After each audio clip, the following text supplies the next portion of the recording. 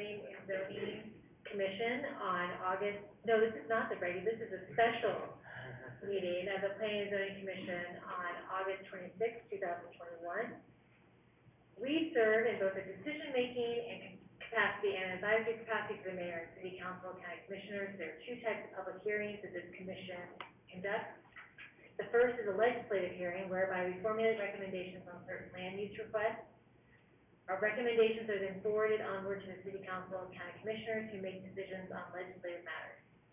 The second type of public hearing is quasi-judicial in nature, meaning that the requests are specific to a parcel of land. We are authorized to make decisions on requests for special use permits, variances, and planning unit developments that do not involve the subdivision of land.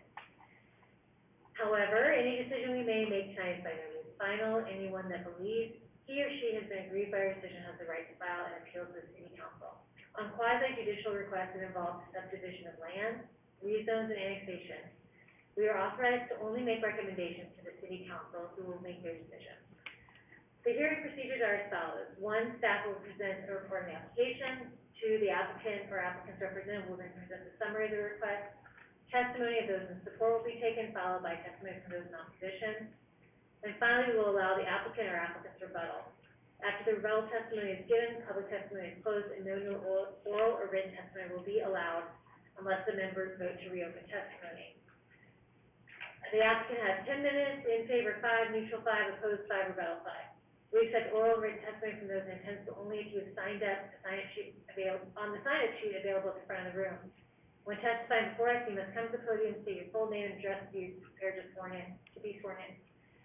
One final note, if you're here tonight and you're angry, that's okay, but don't take your anger out on us. There are times when it's difficult to remain apart from the emotional testimony, but we are charged by law to keep a clear record of the proceedings, consider factual testimony, and stay within the city's rules and regulations. We thank you for your courtesy to us and others in the process. All right, so should we do roll call, please? All right. Here. Here. Here. Here.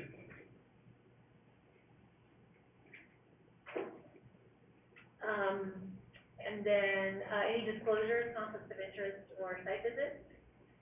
No. No. Okay. All right, should we swear? We have a few people here, so should we swear? Anyone that is wanting to speak tonight, if you could please stand up and be sworn in. Raise your right hand. Do you swear or affirm that the testimony you shall give in this matter shall be the truth, the whole truth, and nothing but the truth?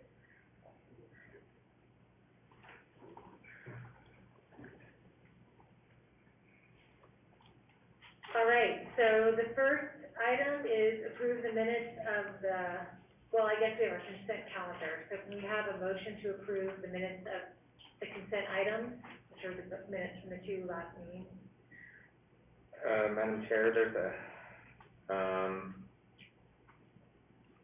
in August 12th meeting on page 7, just the final recommendation refers to outdoor dining, but the case was on not that. Outdoor seating. No, this is outdoor dining. But I think it just was copied over incorrectly. And that's on page 7 of the August 10th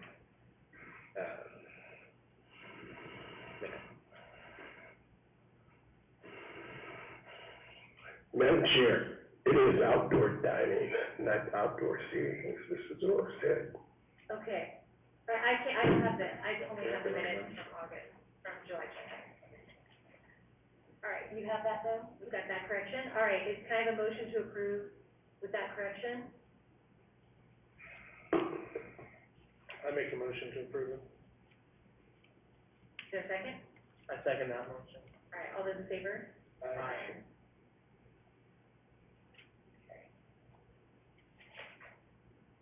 All right, so now for new business. So the first item of business is case number OA2111, a request by the Planning and Zoning Department to change the City Code 10-0202 land use schedules regarding the development of multifamily housing in commercial, highway corridor, traditional neighborhood, and college district zones. So I guess we'll start with the staff report. Madam Chair, I'll just remind you to, speak into the microphones. I know some of you have masks on, some don't. So I just wanted to clarify that. Okay, Planning Commission, we have a request this evening, for a text amendment to our current zoning ordinance. Just to let you know, over the last, number of months, which you have seen come before you, are a number of text amendments. These are dealing with urgent issues that before the planning department, that we've gone through the city council to get their confirmation to move forward on these issues. Once the council says, yes, move forward, we prepare the documents and we bring them to you for the public hearing. Your responsibilities regarding this public hearing is to take testimony and recommend either to carry it on to city council in approval or denial. There is no table, so we just have two choices. Just to let you know, we've been working on these over the last 6 months.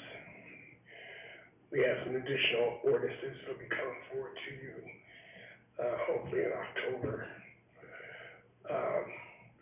But this particular one is urgent based upon the circumstances, which I will explain at this time. Within our current zoning ordinance, multifamily housing development is allowed in commercial and industrial zones, as well as transitional neighborhood and highway corridor and the college district. In particular, we're focusing on our commercial zones. Since late 2019, City of Caldwell has received many inquiries in regards to multifamily dwelling units being constructed within the city.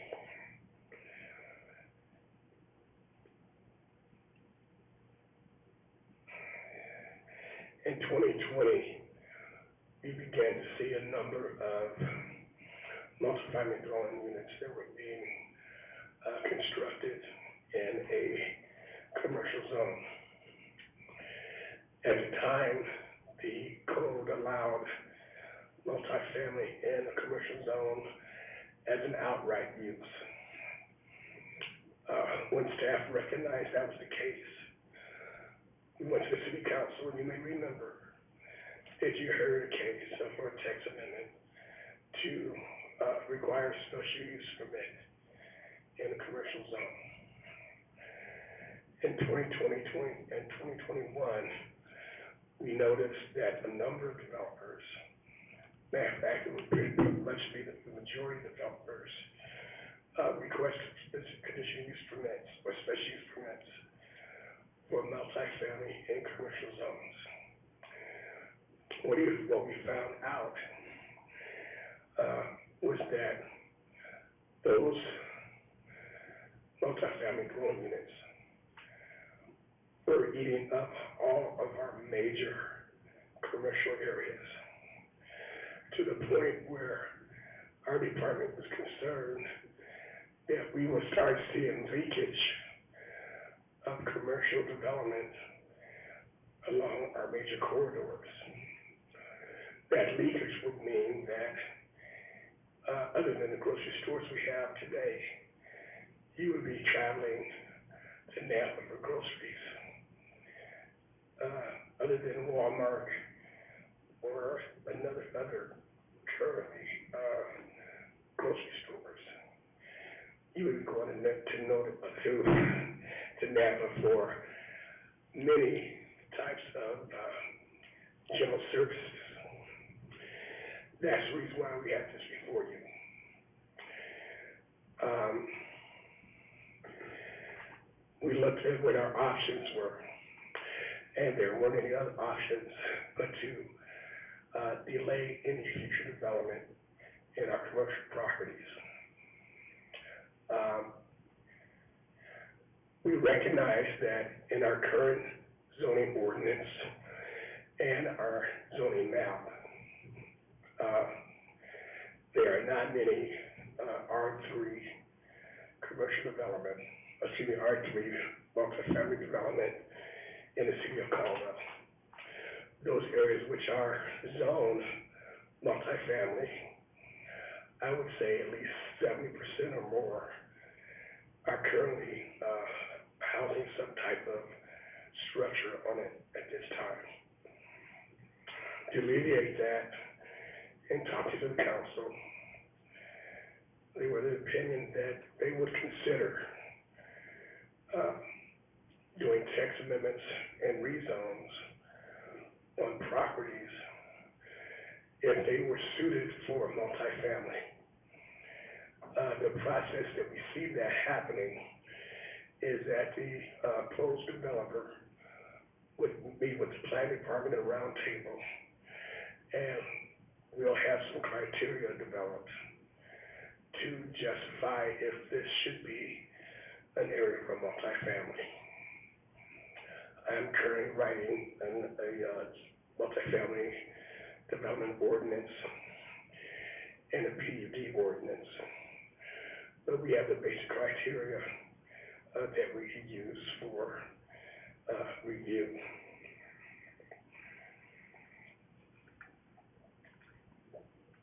Within the, we have the narrative here that really explains all of this. I would like to turn you to the matrix table. We're going to need to review our entire residential land use matrix, but we're really focusing on the multifamily and the zoning classifications, which I mentioned. So you can see that if you go on the back page, multifamily dwellings, and we're looking at anything above 3, so 4plexes on. Those are the categories where you see that C1, C2, C3, C4 are all currently special use permits. Those would now be not allowed. In the CD zone, which is the college district, it would be a special use permit versus being allowed or permitted. The reason for this is that in the college district, you have mostly single-family dwelling units, and without having criteria other than using the R3 zoning classification, there would be limitations of how many units that could be built, but also there's concern in our department is that with no standards in particular, you have buildings shadowing other residential buildings in the area. So another thing we're tweaking at the time, we haven't had any requests for multifamily in the college district since my tenure, but we do recognize that the college is growing.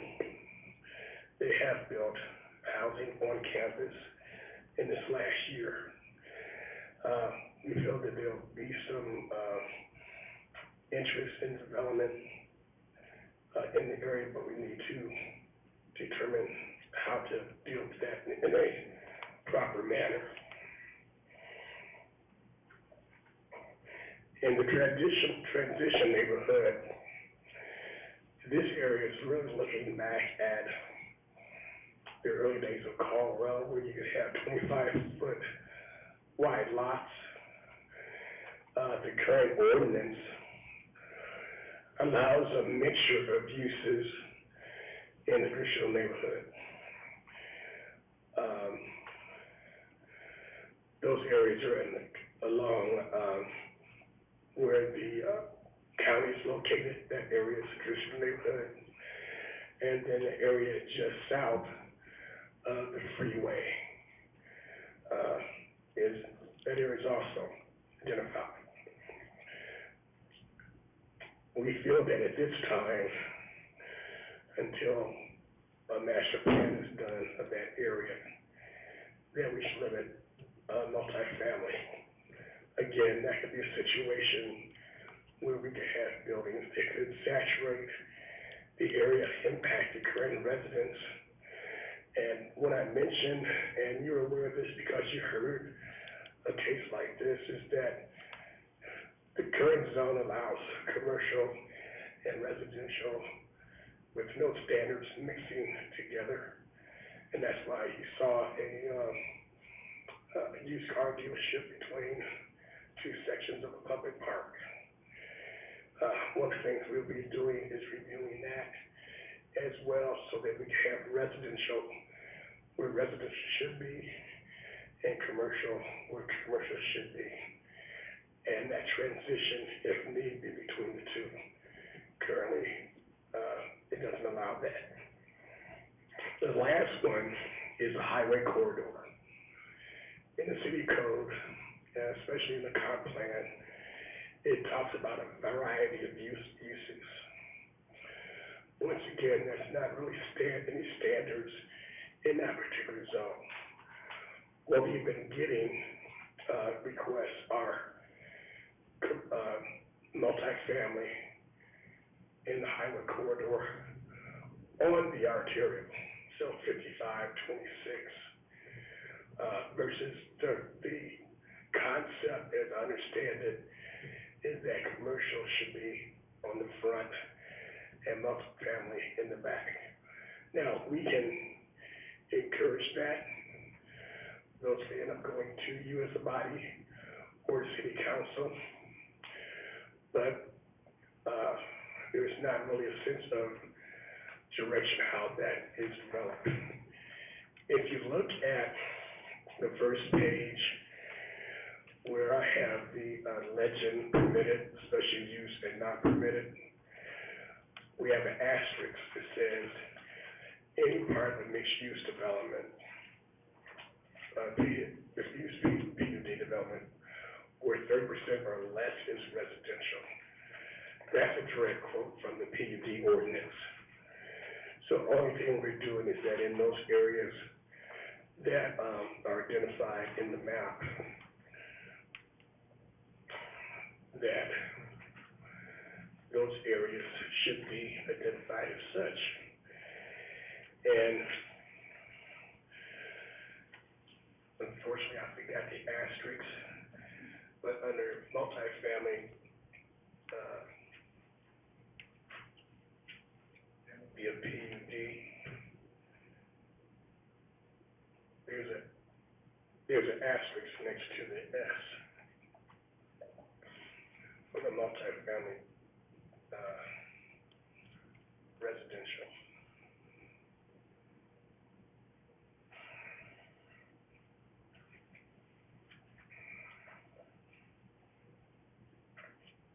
There's only one asterisk? It should be,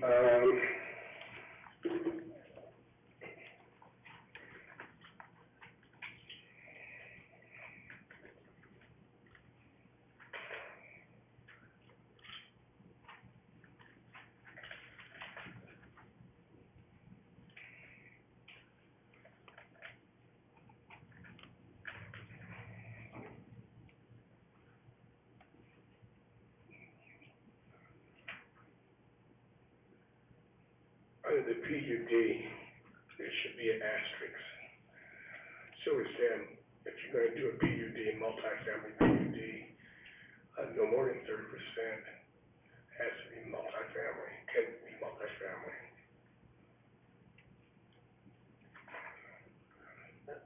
I'm sure if we So- point out where. So I'm sorry. That whole line.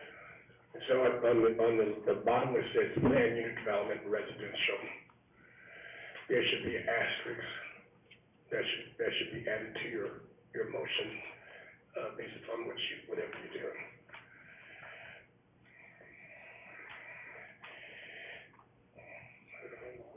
And then So everything for the plan, everything along there, basically, any planned unit development residential has to be, if it's part of a mixed-use PUD development, 30% or less is residential, for those, statuses to be correct? okay, so on the first line, anything that's multifamily is more than 2 units. So in the C1 through the IP, which is industrial park, those would not be allowed anymore in this Right. new zoning Right, no, classification. we understand, I think we all understand, I think we're trying to understand where this asterisk is supposed to go. On the whole line for planned unit residential, so everything on that line, they have to have 30%. So any planned unit development that is part of a mixed-use PUD where 30% or less is residential, those things would, that's the status of those PUDs.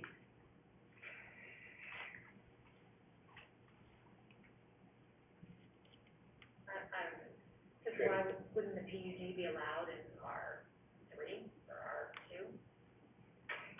Let me just look here just a second.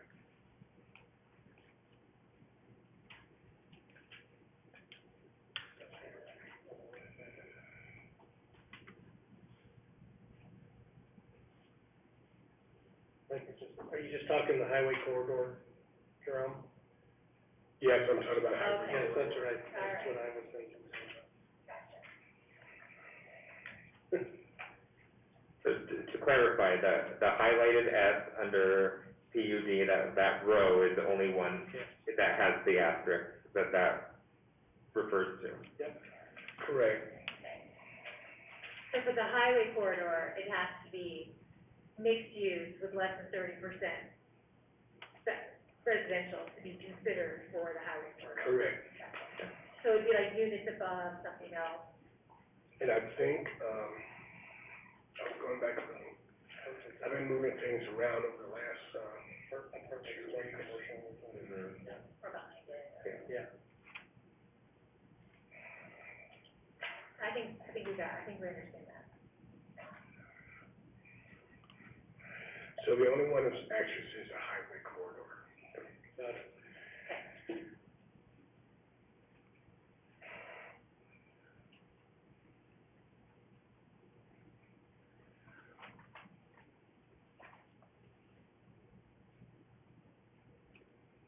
Are you ready for That's, questions? excuse me, I'm sorry.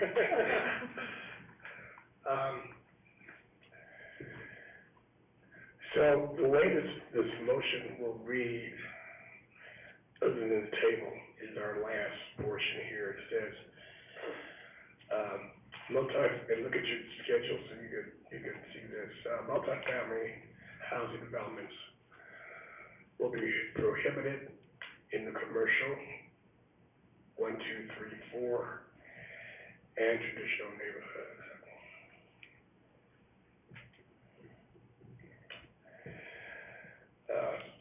Including with the PUD. In the highway corridor, multifamily housing will be allowed within a planned unit development where 30% is residential, and within a college district, multifamily will be allowed only by a special use permit.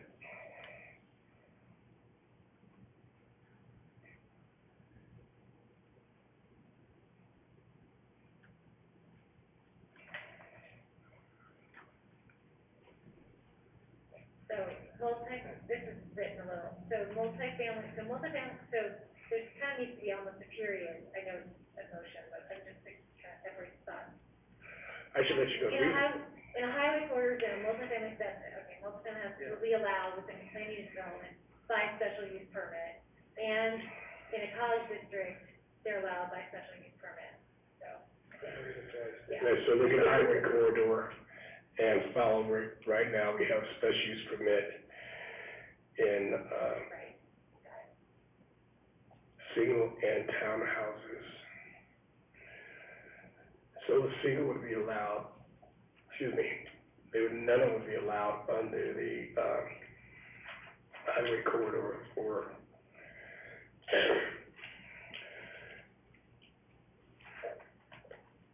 the townhouses, single-family dwelling.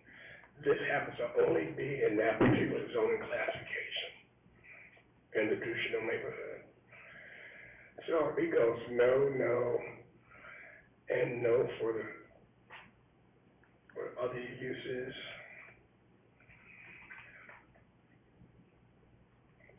And the only one that is allowed is in a PUD, in the highway corridor. With 30% or less. Traditional neighborhood, the, triplexes 4 and above are not allowed.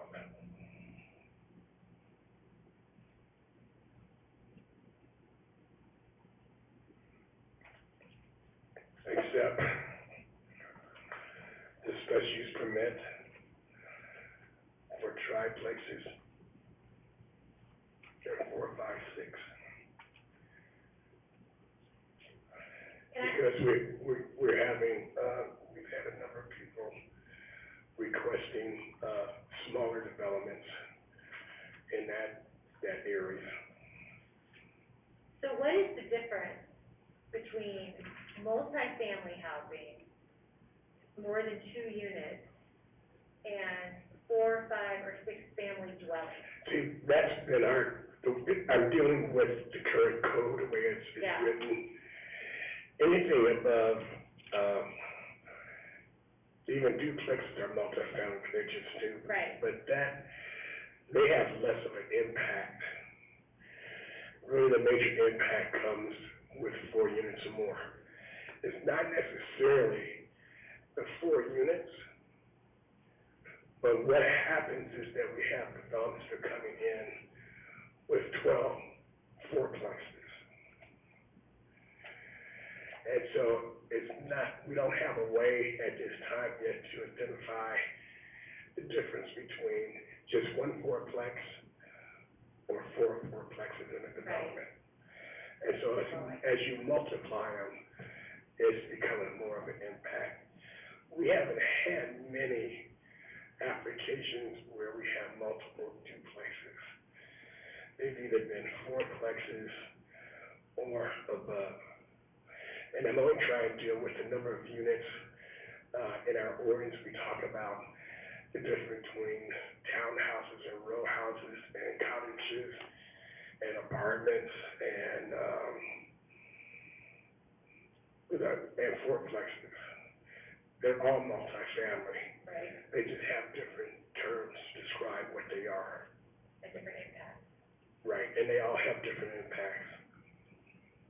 We have developments that are coming in that are transitional. We have, in a sense, of transitional. They may have a 12-plex and a 4-plex, and they may be townhouses for rent, or they may be townhouses or condominiums for sale. We have some residential that is,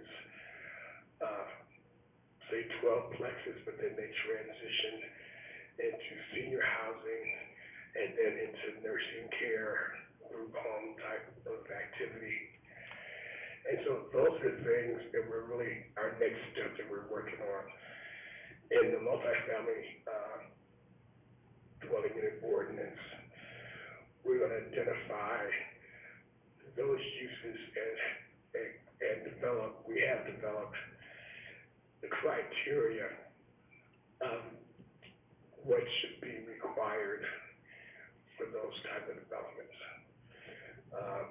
Open space in particular, landscaping requirements, amenities on the site, and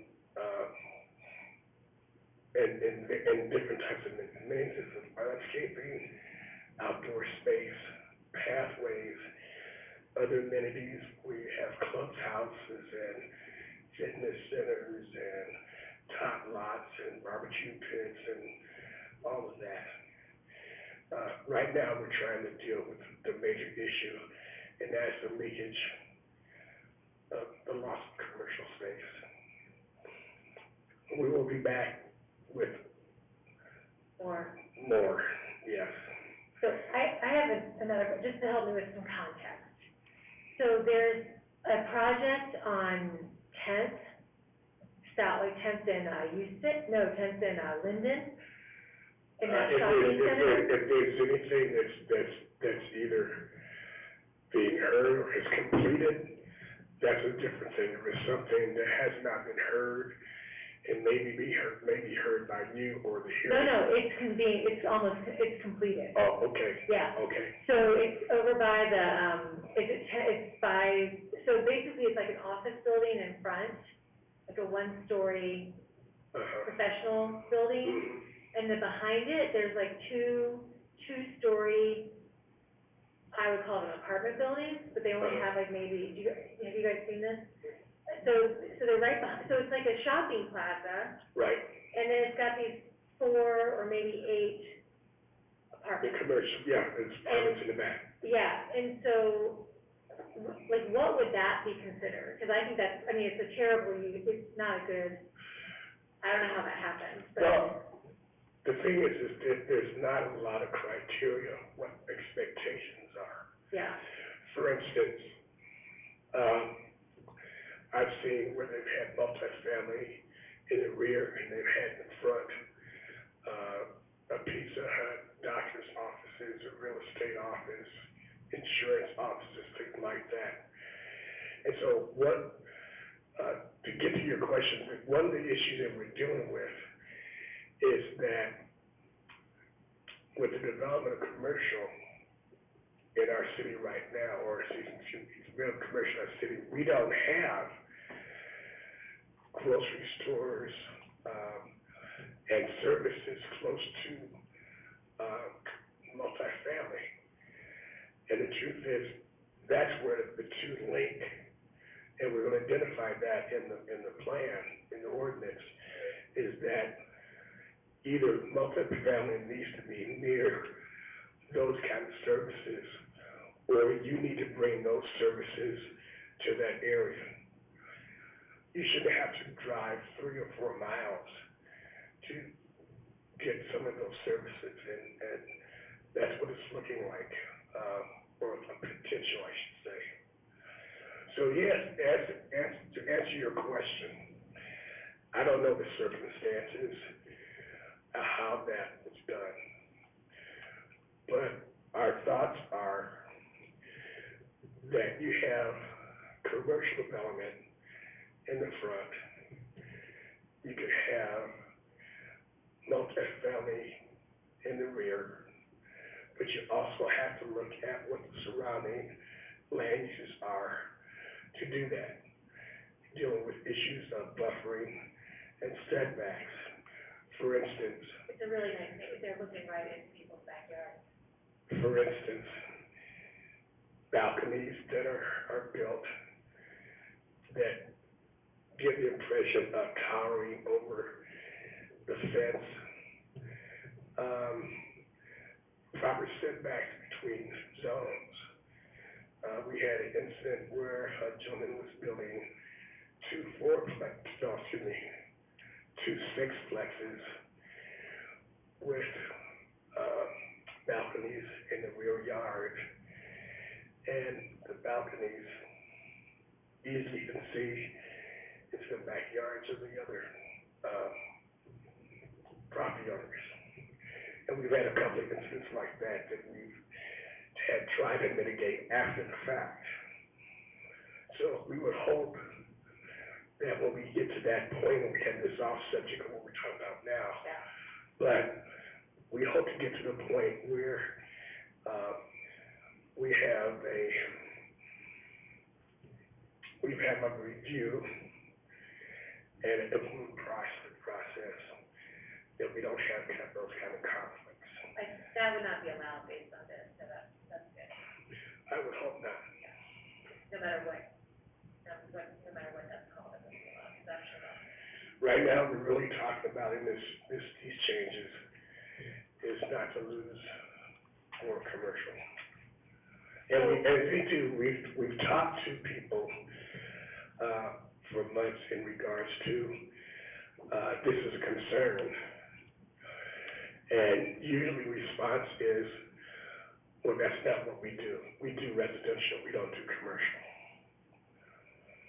And so, with that being the comment most of the time, I think we only have one project that's under consideration, been under review, that the developer is actually, well, actually we got two, because one just came in today. So there'll be two projects that are talking about bringing in, commercial. One is even talking about a grocery store. And so, we see the handwriting on the wall, that we have to do something. Okay, I have a couple other questions, so I'll open it up if anyone else would like to ask a question before I ask another one. Well, so my only question is, like, so where, I mean, I think there's a place for R3 for apartment, or, for multifamily house dwelling, multifamily dwelling, but I'm looking, I pulled up the comp plan map, and I can't tell if it's a school teller, because there's not a lot of places for R3. What we've been getting is,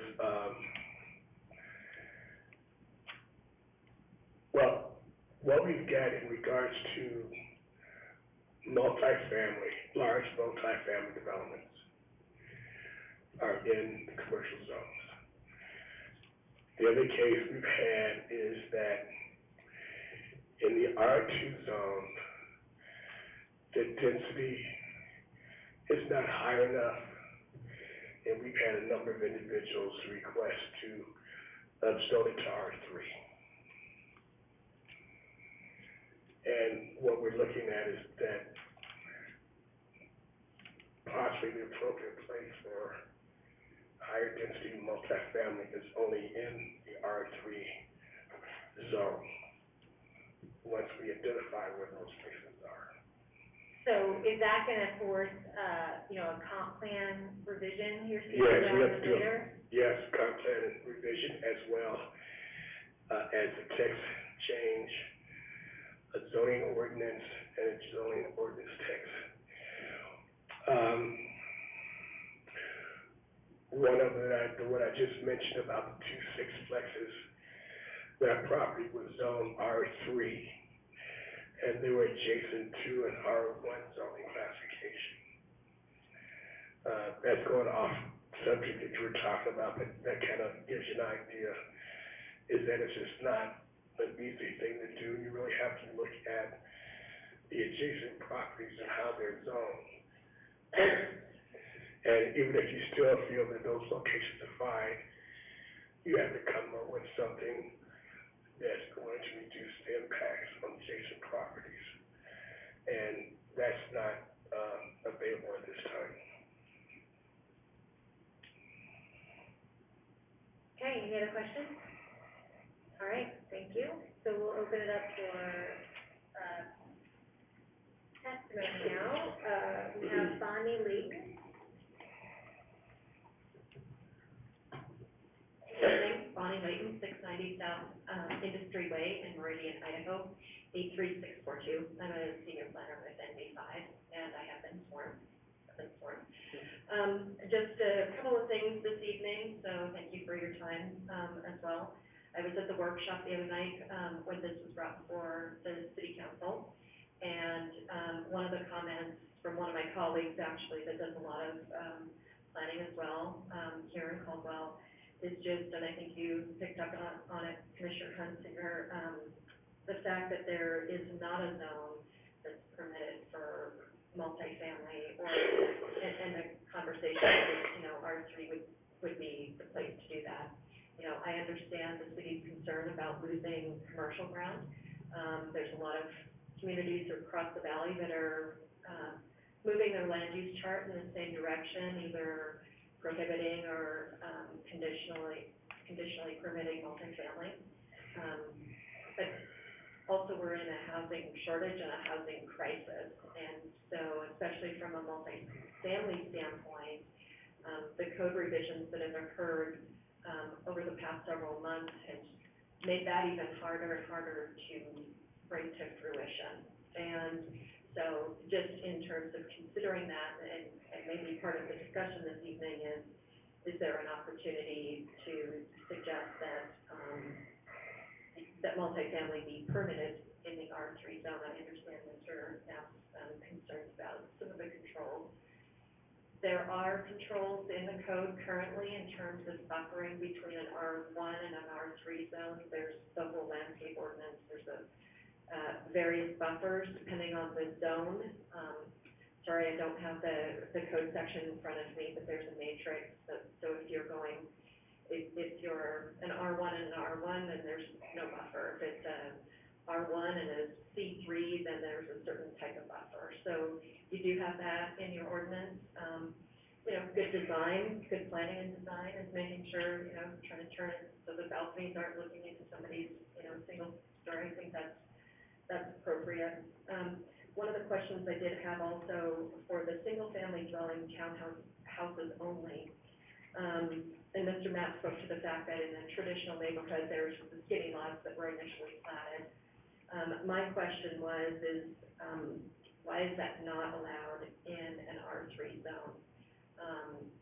So that there's individual ownership of those lots. I think that's something that, especially as we become more urban, and people are looking for different types of housing options. I've done a lot of projects that are townhouses, there's a row of them, and really functionality, you can't tell if it's somebody owns one building or if it's each individual, unit is owned by someone.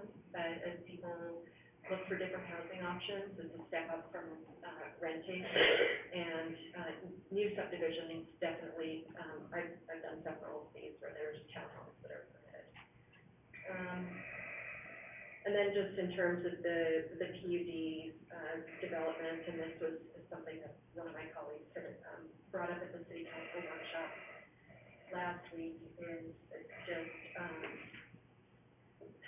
in the planned unit development and then the mix of uses, the 30% requirement, also especially along the highway corridor, sometimes there's certain access points.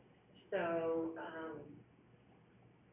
it might not be a one-size-shoe-fits-all sort of, solution, because when you're looking at locating, commercial or industrial, they look at access points, from the freeway, from major intersections. And so having a restriction where it's only, the 30%, it may, create some unintended consequences, is all I have to say. So, I appreciate, I know it's a tough job that staff has, but, just also want to make sure that, we're considering some of the ripple effects that could happen with some of these changes. If you have any questions, I'd be happy to answer. So am I correct, though, that, multifamily says it can be put in an R3 with a special use permit? That is So correct. it can be brought forward to see if it would work? Yeah, it can be brought forward. In my world, working with, developers, large and small, going through that process, there's definitely, more risk involved in choosing to make an investment in a community for multifamily. We see other cities, that say, okay, this is permitted, here's the rules. And then they go, a lot of times if you have to go through a process, they just go down the road to the next community, unfortunately. So, anyway, I understand why the changes have been made, and, that's just something to consider. Thank you. Thank you. I have a question based on what she said for you, Jerome. So I didn't actually notice that, but I don't really see much difference between a two-family duplex and a single-family townhouse. So So why would the two-family dwelling be permitted in R3 and R2 for that matter, but not, townhouse? Okay, in that particular category, it only deals with those two zoning, land uses. You got section, Article 13, which is the mixed use, section of the code. Has two land uses. One is traditional neighborhood, and the other one is highway corridor. So a townhouse is only a thing in those two districts, and everywhere else is a single-family dwelling. The way the current ordinance reads, that's what it says, and a townhouse is permitted. So you can design your house to look like a townhouse in R3. Okay. This is, if I understand what you're saying, is you're wondering why that is permitted in a traditional neighborhood and not permitted in a highway corridor. No, I'm not saying why it's not permitted in R2 or R3 when a duplex is. Oh, okay.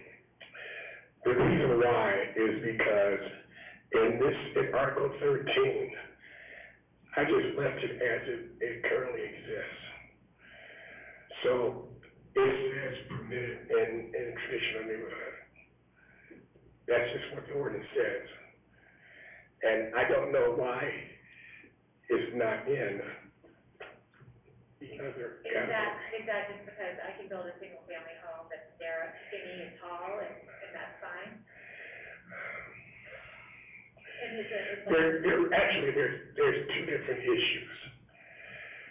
And if you look at the ordinance, this is one of our challenges, that we're gonna put all of these into one ordinance, one article. You have an article that deals with traditional land uses, residential, commercial, industrial, college district, etc. That is in Article 2 of the ordinance. There's another section that identifies land uses for the city center or central business district. And that's Article 10. And then you have another article, which is Article 12, and that deals with mixed uses. So they're standalone ordinances with standalone conditions and land uses. That's why it's separate, because it's two different. if I wanna build a single-family townhouse on my lot that I own, this is R1, and I've got it, 6,000 square foot lot, it's R1, I can put a skinny, tall townhouse on there. I mean, I don't really know what a townhouse is other than just skinny, tall, narrow building, by definition. Usually they're attached. The current ordinance allows you to build, as it reads in the ordinance, you can build a single family dwelling unit attached and a detached townhouse. And the R1 is permitted. Okay, that's a townhouse. Okay, all right. I didn't see a townhouse on the. And then on a similar, but I hadn't really noticed it, why are we allowing why is there a special use permit allowed for a duplex in an RS1 or an R1? Like a residential estate, we're gonna. That is currently the requirement in the ordinance. Can we change that? Can we recommend that's changed? No, I'm just working on multifamily and commercial zones. Okay. All right, well, that should probably change. So all these uses could go into a mixed-use development in a commercial zone. And what we're trying to say is that none of those uses this time, would be allowed unless you do a PUD. So we're just talking about the commercial zone. Right. Okay. And just to, not to make a lot of it, but there's other pieces, and we will be coming back Okay. on the residential and looking at the entire section, but I only noticed for multifamily. Okay, that's good, because it's apparently needed, so, all right. Okay, any other questions before our next speaker? All right, Mr. Shaw?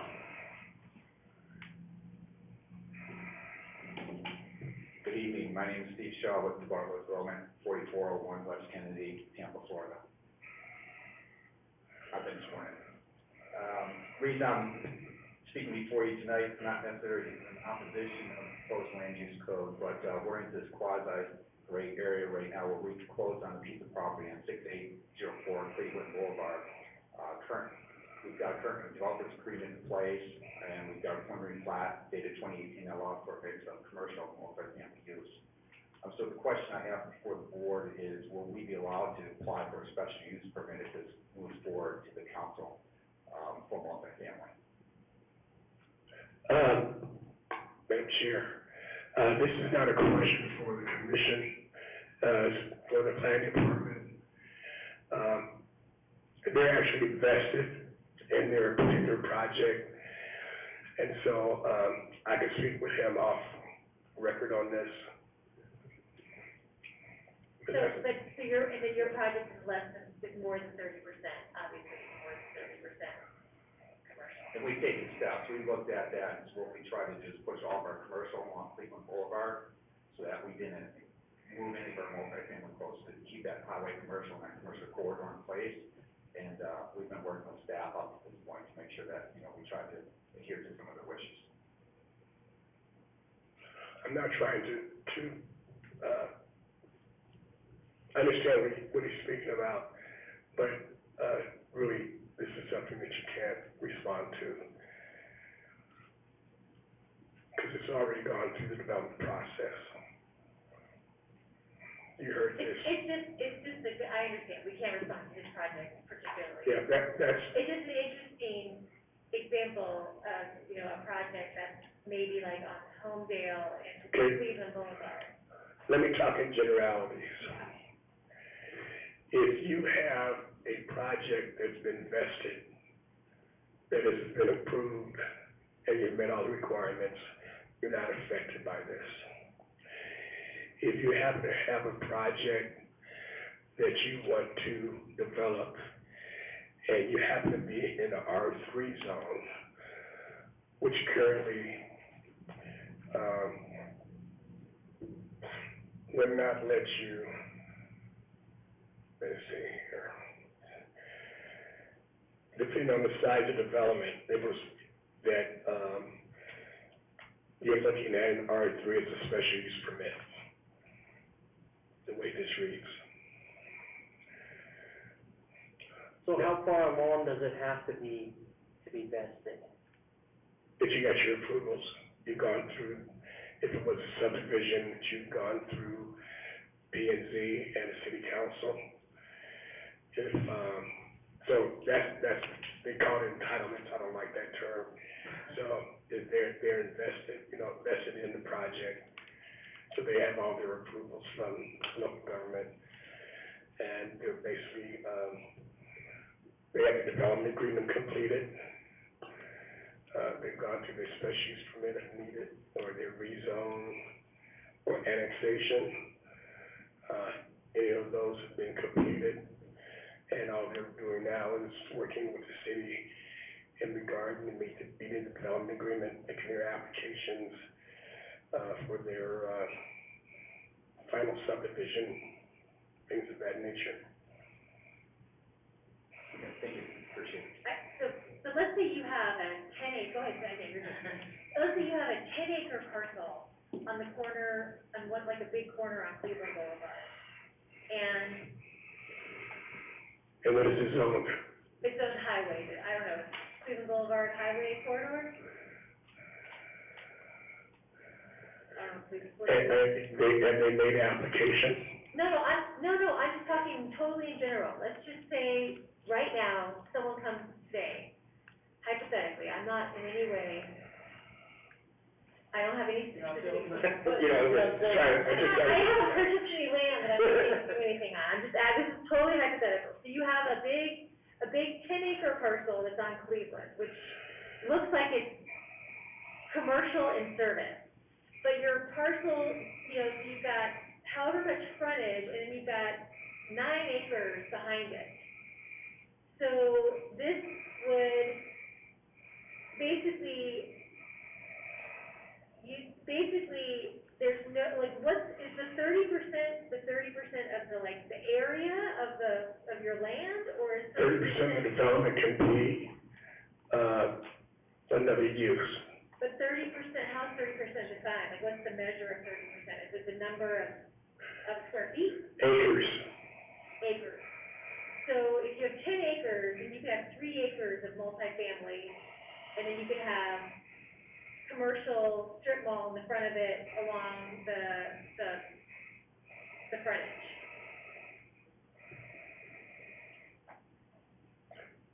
Let's put it this way, if you had 10 acres,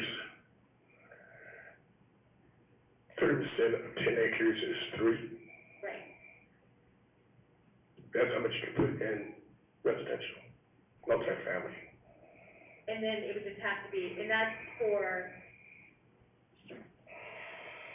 And it would have to be a PUD. and that's a PUD, which is a more complex proposal, correct? Not necessarily complex, it just gives up the developer an opportunity to be more creative.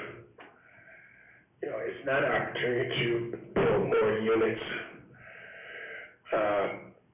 It's an opportunity for the development community to be creative, think outside the box, providing additional amenities, landscaping, pathways, being unique and different. Those are kind of the adjectives that I would describe a PUD to be. In our ordinance, it has 5 criteria you have to meet at least 2 of those currently.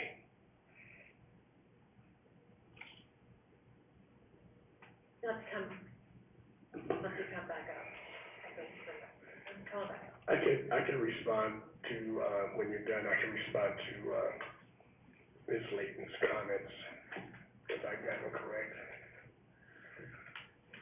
So, Bonnie Layton, again, I just verified this with my land use attorney. In the state of Idaho, the ordinances that are in place at the time of your application are the ordinances that apply. Unlike a state like California, the ordinances, that's completely different. It applies when you get to the hearing. But in the state of Idaho, the ordinance that apply to an application are the ones that are in effect when you make your application. So That's true.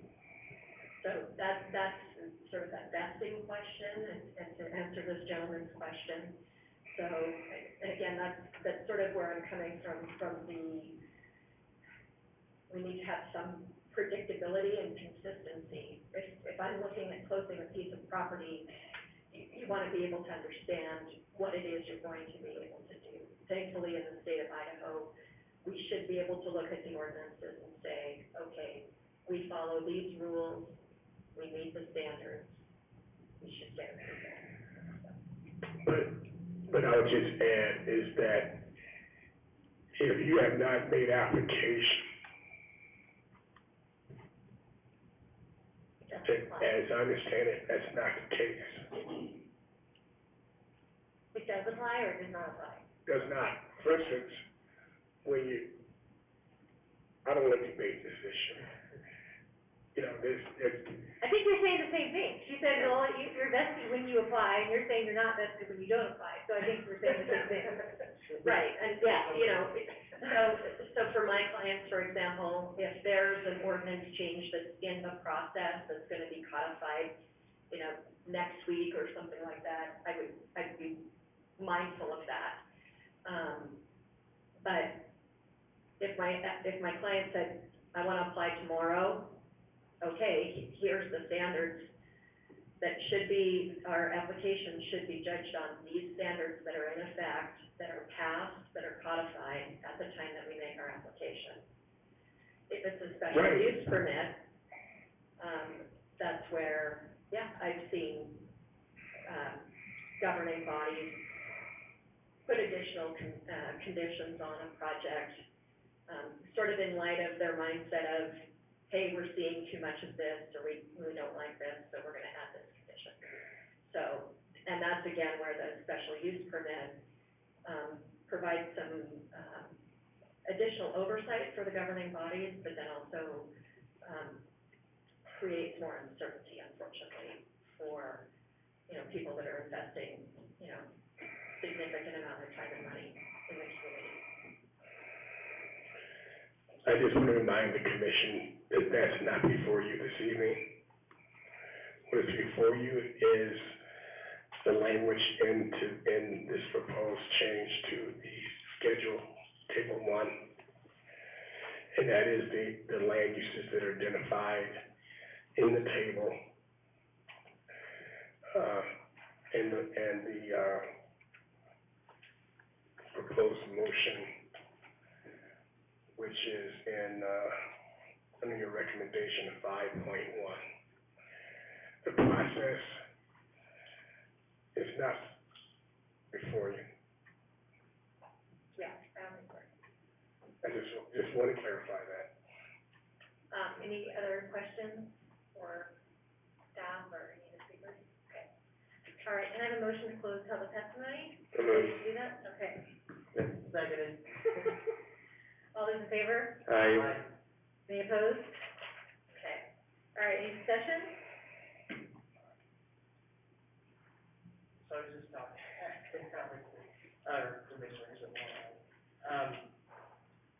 So essentially, they're removing no multifamily dwelling unit is permitted in any district whatsoever, except for special use.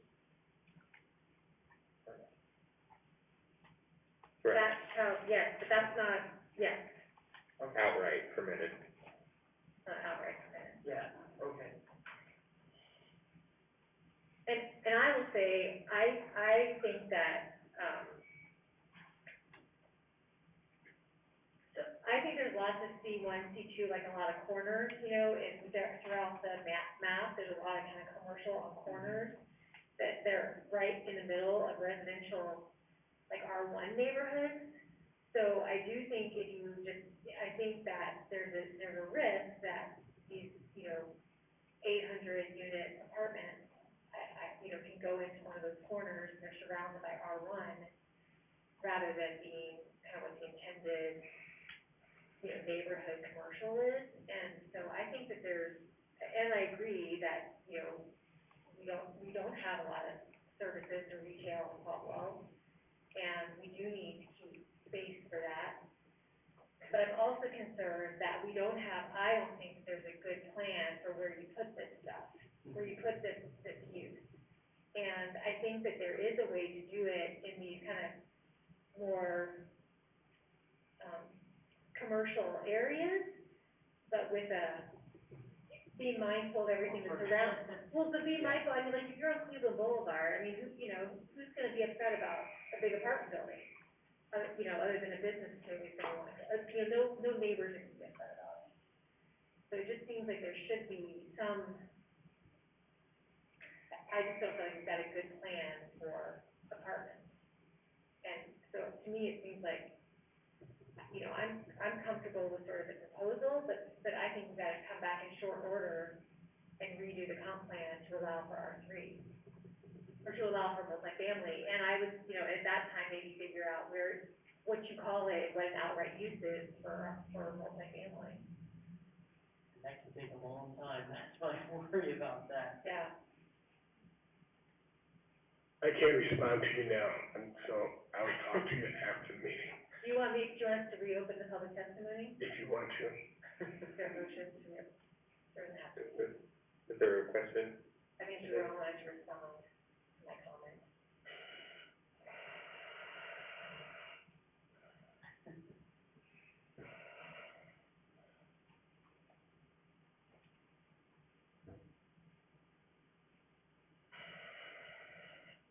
looking at Commissioner Are we Hartman. ready to call a vote? Say something. Yeah, I think we're ready to vote. Okay. All right, so can I have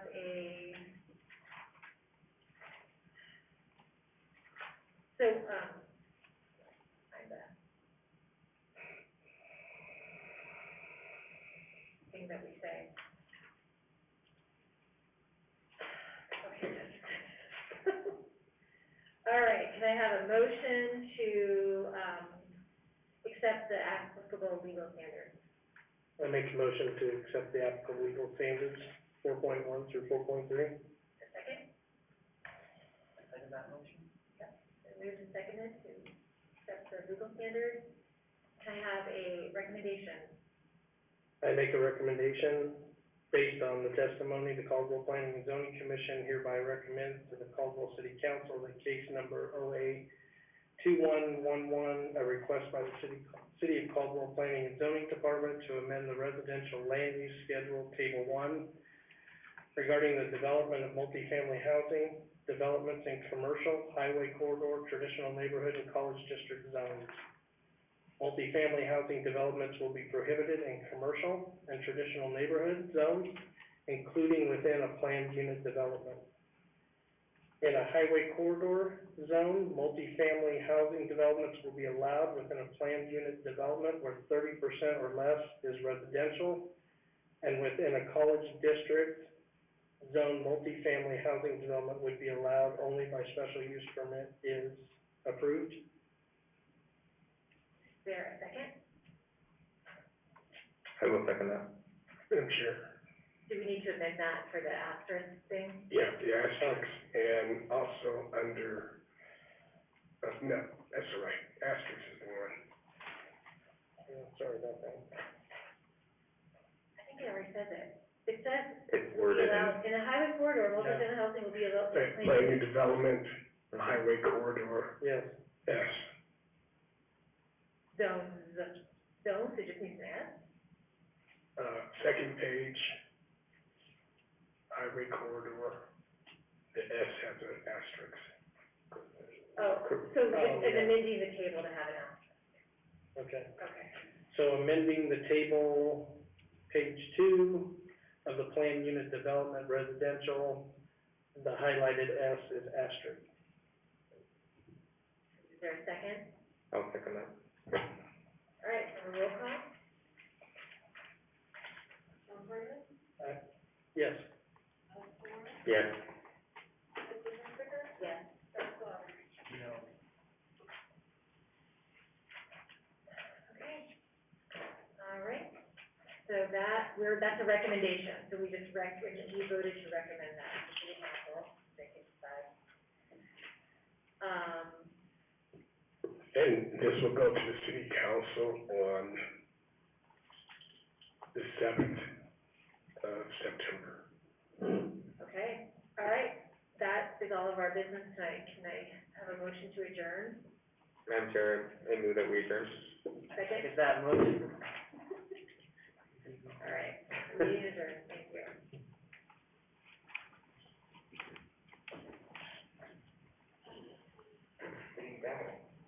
No, I felt really need to.